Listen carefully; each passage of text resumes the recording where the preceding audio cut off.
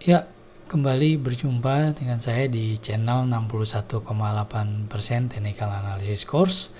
Kali ini video belajar menggunakan indikator, 3 indikator yang akan saya munculkan. Kalau kemarin udah bahas tentang moving average, yang kedua stokastik, yang sekarang MACD. Nanti terakhir saya juga akan buat video bagaimana kita menggabungkan, kita bikin trading plan dengan menggabungkan 3 indikator yang udah kita bahas. Oke, kita langsung aja ngebahas. Kali ini kita bahas tentang MACD, Moving Average Convergence Divergence gitu. Itu singkatannya. Saya cuma lebih fokus di cara penggunaannya aja teman-teman, dan kebiasaan yang saya dulu suka pakai di MACD, karena sebenarnya jujur belakangan saya emang udah nggak pernah saya selalu trading hanya menggunakan konsep trend, menentukan top dan bottom, garis trend line, tarik Fibonacci, kurang lebih gitu, dan menggabungkan dengan candle biasanya. Belajar tentang reversal candlestick yang gimana gitu, itu yang pelajarin. Tapi ya seiring saya mulai siapin juga materi sampai sekarang MACD, ya menarik juga. Jadi sebenarnya intinya teman-teman silahkan sesuaikan dengan kenyamanan teman-teman dalam bertrading. Saya hanya memberikan gambaran, dan mungkin kalau indikator itu sedikit lebih mudah karena kita hanya belajar untuk melihat bagaimana cara menggunakannya. Tapi mudah di dalam hal ini hanya mudah untuk mempelajari itu.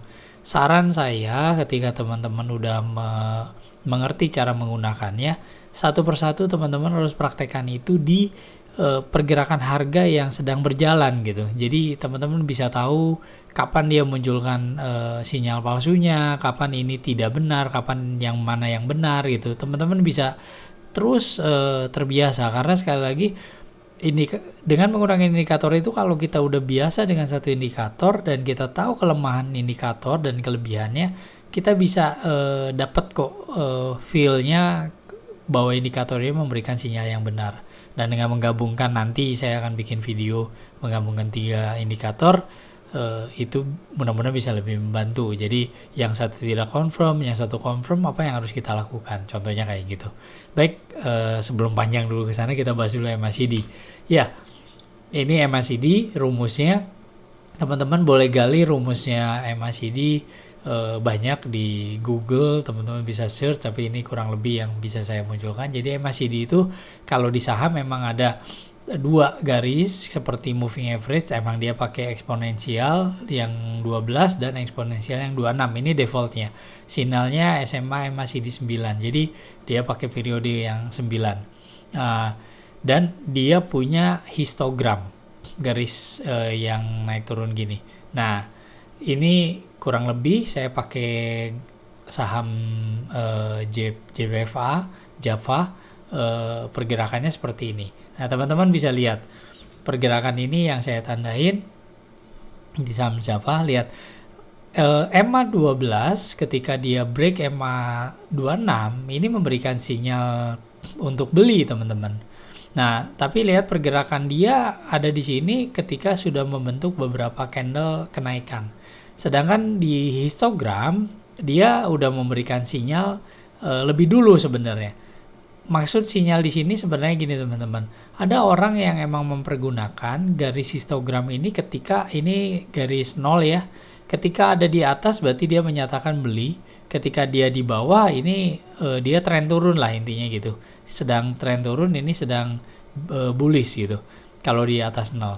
Nah, tapi saya suka saya pernah dapet bagaimana menggunakan ini, menggunakan Instagram juga. Jadi ini menjadi sinyal kedua saya. Sinyal pertama saya adalah di histogramnya ini gitu, kurang lebih gitu. Nah, kita masuk aja cara penggunaannya kayak gini.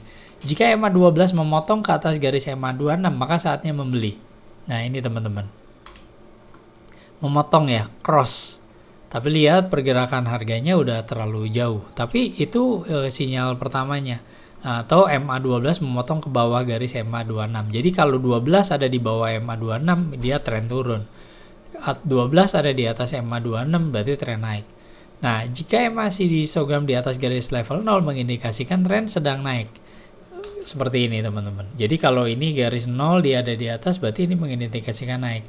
Kalau dari 0 ke bawah dia mengidentifikasikan dia turun gitu.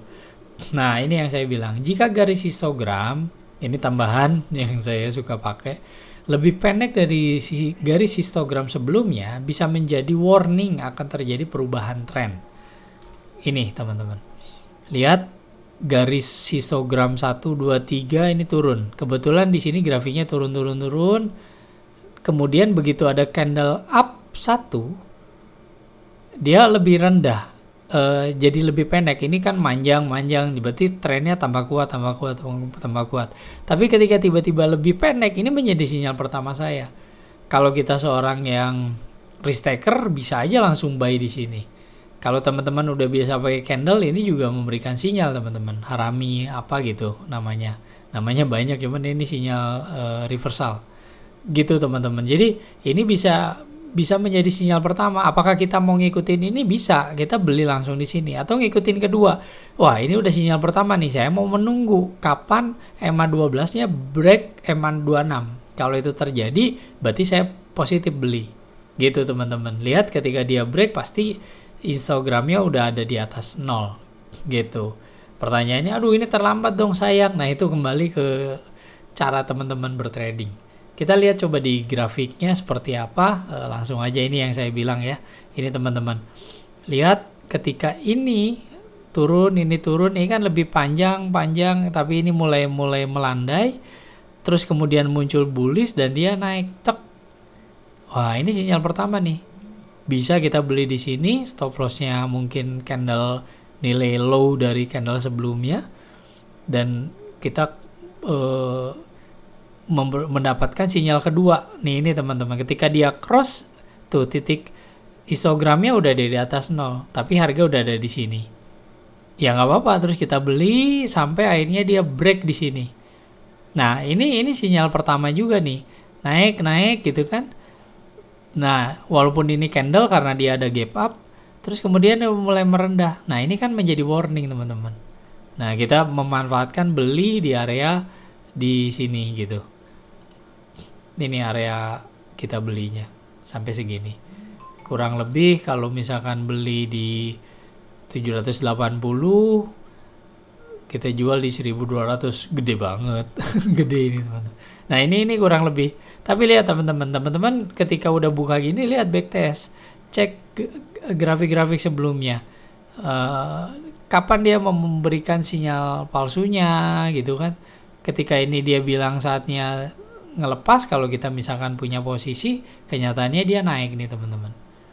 Nah, ini juga cross, tapi bisa aja kita beli. Jadi silahkan sesuaikan teman-teman, karena analisa menggunakan indikator ya bukan hanya indikator ya, semuanya kita harus backtest teman-teman. Kita harus cek di mana sinyal palsunya dia dan kita pelajarin. Nah, jauh lebih baik ketika kita udah tahu kebiasaan dia, kita tahu cara baca dia, baru kita lihat pergerakan realnya hari demi hari, muncul histogramnya, kapan dia cross, apa yang terjadi gitu.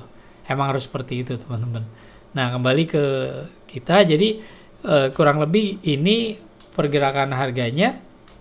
Jadi MACD seperti itu. Nah, silakan teman-teman mengulang lagi videonya. Ini kurang lebih cara menggunakannya. Stokastik saya udah munculkan, moving average juga udah munculkan. Nanti kita coba buat video, nanti saya akan munculkan video tentang menggabungkan 3 indikator teman-teman. Ada moving average, ada stokastik, ada MACD. Nah, tinggal bagaimana kita combine, kita bikin trading sistemnya dengan menggunakan 3 indikator ini. Nih, ini kayak gini muncul gitu kan. Sorry, saya kasih default aja. Ininya pakai 9 karena itu defaultnya. Nah, ini pergerakannya, moving average-nya, kapan kita beli, yang mana kita mau pakai indikator penentu, atau bisa tiga-tiganya, bisa moving average yang duluan, MACD kedua, stokastik ketiga, atau kebalikan, atau combine, apapun gitu. Nanti kita pelajarin. Ya, mungkin di video selanjutnya. Ya, kurang lebih gitu. Sekarang pembahasan tentang MACD. Saya nggak akan bahas RSI saya cukup 3 aja, karena indikator juga teman-teman nggak boleh banyak-banyak, nanti kalau nggak pusing gitu. Biasakan aja dengan beberapa indikator, merasa itu powerful, oke, masukin gitu. Cukup sih 3 kalau nanti di combine. Next kita akan bahas menggunakan indikator dan menentukan peluang, menganalisa pergerakan harga ke depannya akan seperti apa. Baik, itu aja. Sekali lagi terima kasih sudah mampir di channel saya, dan sampai ketemu di video-video selanjutnya.